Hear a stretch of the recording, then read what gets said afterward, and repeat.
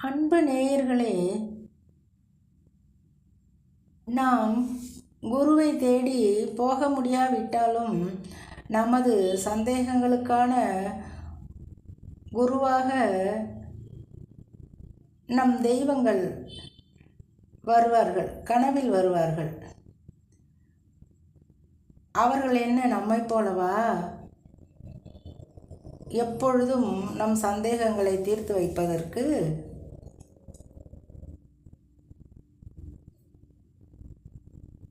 மனித உருவில் யாரையாவது நியமிப்பார்கள் நமது சந்தேகங்களை தீர்த்து வைக்க. எதற்கு சொல்கிறேன் என்றால், எங்களது பிறந்த வீடும் புகுந்த வீடும் சிவ குடும்பங்களை தான் வணங்குவார்கள். பிறந்த ஊரில் பெருமாள் கோவில்கள் எங்கெங்கு இருக்கின்றன என்றெல்லாம் தெரியாது. எங்களுக்கு தெரிந்ததெல்லாம் மிகவும் பரிச்சயமானது என்று சொன்னால் சீர்காழி சட்டைநாதர் கோவில் ஆகிய பெரிய கோவிலும், 5 கிலோமீட்டர் தொலைவில் உள்ள வைத்தீஸ்வரன் கோவிலும், அப்படியே சென்றால் திருக்கடையூர், கொஞ்சம் கிழக்கில் சென்றால் 15 கிலோமீட்டரில் திருவெண்காட்டு கோவில், அகோரமூர்த்தி அருள் புரியும் கோவில், வடக்கில் வந்தால் சிதம்பரம், தில்லை நடராஜர், இப்படியே போய் தான் வழக்கம் எங்களுக்கு.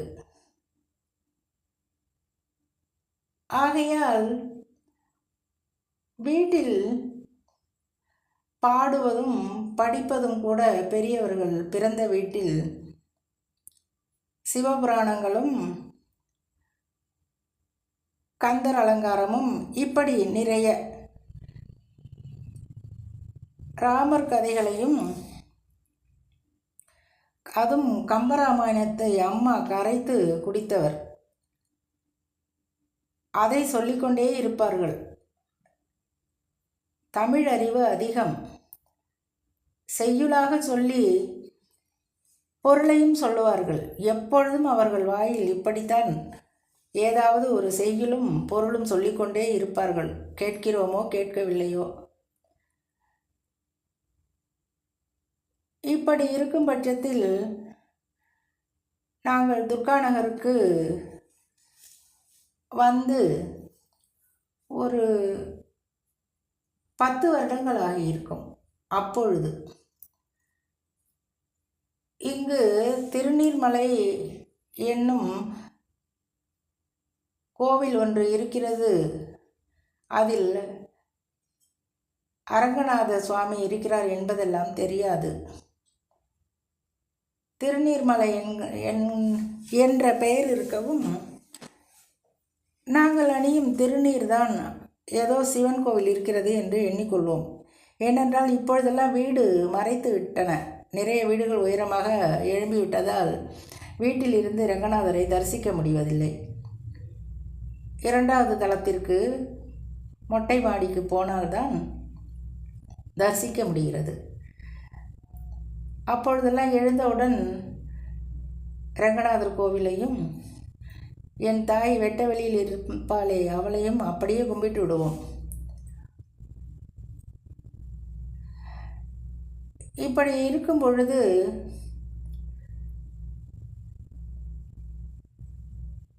அரங்கநாதரை பற்றி, அவர் தசாவதாரம் எடுத்தவர் என்பதெல்லாம் தெரியும்.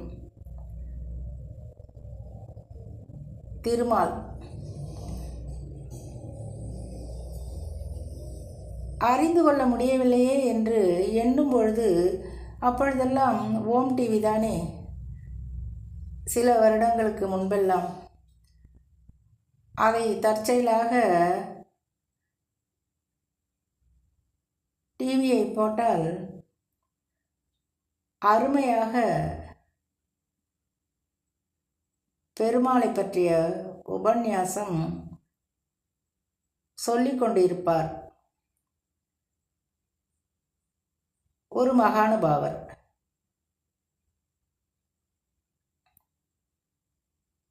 அப்படியே எனது கணவரும் அமர்ந்து விடுவார், நானும் அமர்ந்து விடுவேன். சிறிது நேரம்தான் அவரது பேச்சு இருக்கும். திரும்பவும் இப்படி தற்செயலாகவே நாங்கள் டிவியை போடுவதும் அவரது உபன்யாசத்தை கேட்பதுமாக இருந்தோம். ஏனென்றால்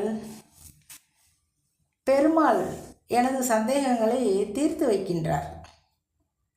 அதேபோல் சௌந்தரிய லகரியை படித்துவிட்டு சந்தேகங்கள் எழும்போது என்ன செய்வது என்ற யோசனையில் இருக்கும் பொழுது சரியாக வெள்ளிக்கிழமை 9 மணி அளவில் சாப்பிட்டு முடித்தவுடன் டிவியை போடலாம் என்றால்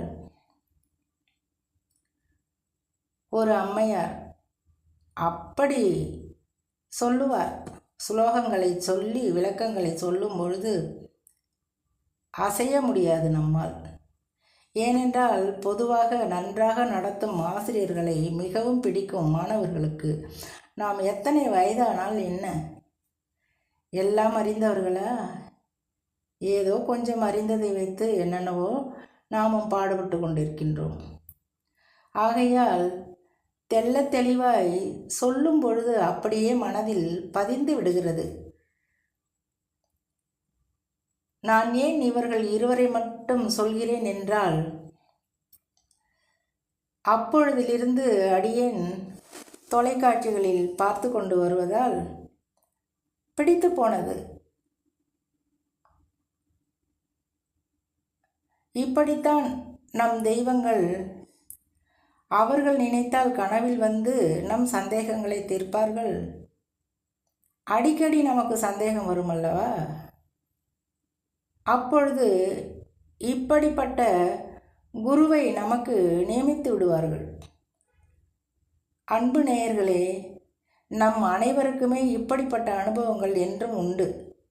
எப்பொழுதுமே குருவை நாம் கொண்டாட வேண்டும்.